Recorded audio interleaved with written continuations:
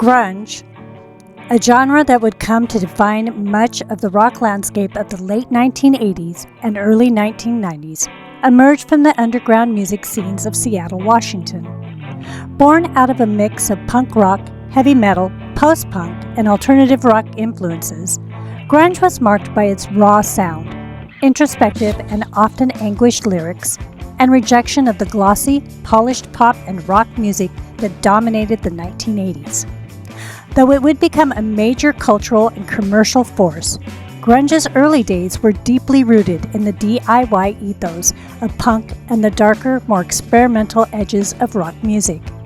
The impact of the genre still resonates in the world of rock music today.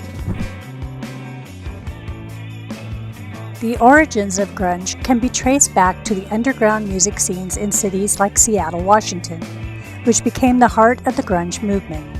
Seattle's vibrant and tight-knit music community played a crucial role in the development of the genre.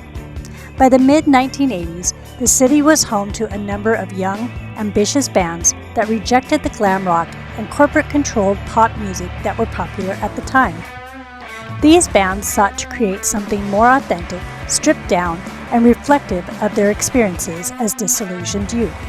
Grunge music had its roots in several genres. Bands that would later be considered part of the grunge movement were heavily influenced by heavy metal bands from the 1970s and 1980s, particularly those with distorted guitars and loud, powerful sounds. Bands like Black Sabbath, Led Zeppelin, and the Thge provided the foundation for the gritty, heavy sound that would characterize grunge. At the time, punk rock played a significant role, particularly in the DIY do-it-yourself ethos, which emphasized independence from the mainstream music industry and an anti-commercial, anti-establishment attitude. In addition to punk and heavy metal, grunge musicians were also influenced by post-punk and alternative rock bands such as Sonic Youth, the Velvet Underground, and the Pixies. These bands helped to establish a more experimental and noise-driven sound that became a hallmark of grunge. Grunge also incorporated elements of 1960s and 1970s rock, as many of the musicians grew up listening to classic rock bands like the Beatles, The Who, and the Rolling Stones. Seattle's Sub Pop Records, founded in 1986 by Bruce Pavitt and Jonathan Poneman, played a critical role in the development of grunge music. The label helped bring together bands from the city's burgeoning alternative scene and provided a platform for them to gain recognition beyond Seattle. Sub Pop became synonymous with the grunge movement, and bands like Nirvana, Mudhoney, and Soundgarden were among the first to receive major attention through the label. The rise of grunge to the mainstream occurred in the early 1990s, particularly with the release of Nirvana's Nevermind in 1991. Produced by Butch Vig and featuring the iconic hit single Smells Like Teen Spirit, Nevermind catapulted the genre into the global spotlight. While Nirvana had already established themselves as a key figure in the underground scene, Nevermind represented the moment when grunge exploded into public consciousness. The song's energetic riff, Cobain's anguished his anthemic vocals, and the angst-filled lyrics resonated with the generation disillusioned by the excesses of the 1980s and the superficiality of mainstream pop. Kurt Cobain, the frontman of Nirvana, became the face of grunge. Often described as the voice of a generation, his lyrics filled with feelings of alienation, confusion, and emotional turmoil connected deeply with young people who identified with the themes of rebellion and disillusionment.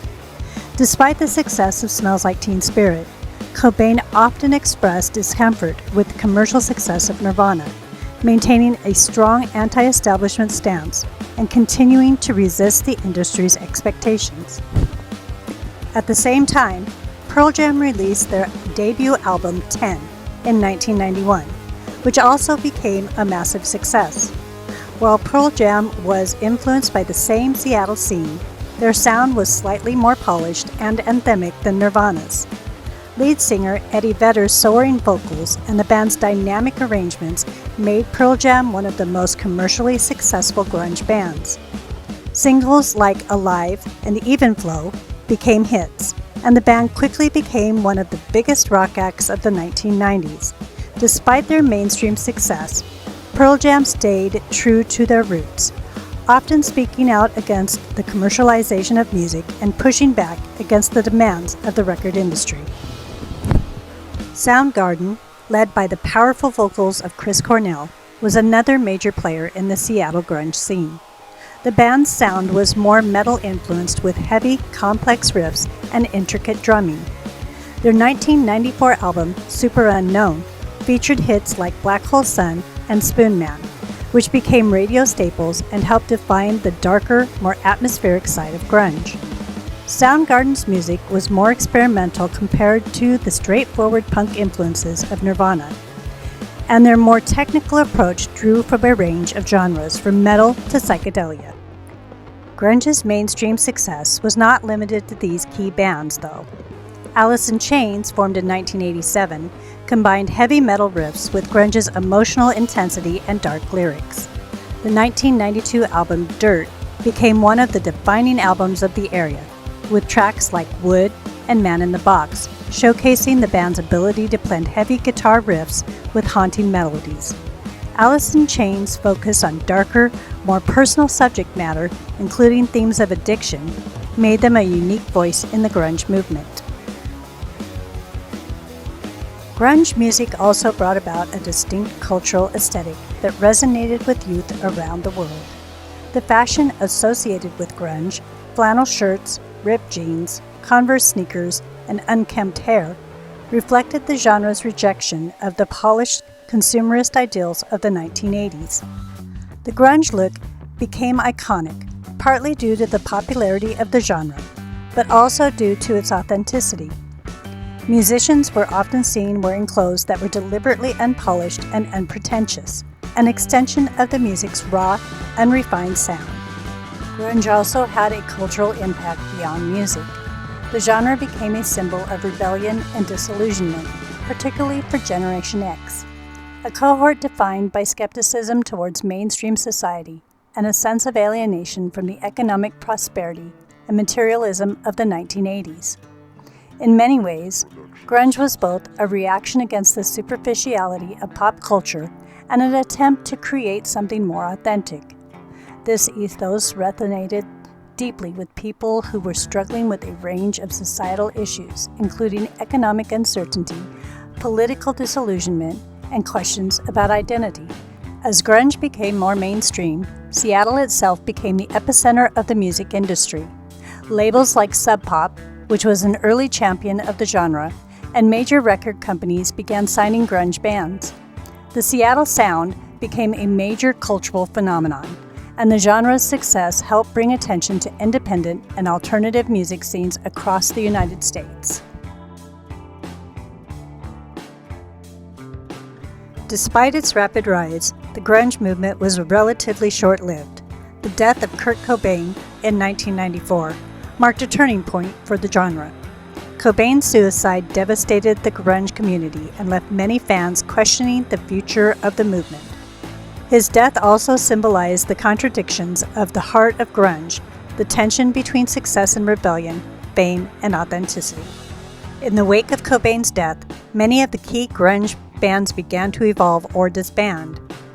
Pearl Jam, for example, continued to enjoy commercial success, but moved away from the grunge sound, incorporating more classic rock influences into their later albums. Soundgarden disbanded in 1997, and Alice in Chains went on hiatus due to the struggles of their lead singer, Lade Staley, with addiction, while some bands continued to carry the torch of grunge, such as Stone Temple Pilots and Bush. The genre's dominance in mainstream rock began to fade as the late 1990s brought in new musical trends, the post-grunge, pop-punk, and nu metal. Despite its decline, the influence of grunge can still be felt in rock music today. The genre's raw sound, its focus on emotional authenticity, and its rejection of the commercialized rock of the 1980s left a lasting impact on subsequent generations of musicians. Grunge also influenced the development of alternative rock, which remained popular throughout the 1990s and 2000s, and helped pave the way for the rise of bands like The Strokes, The White Stripes, and Radiohead.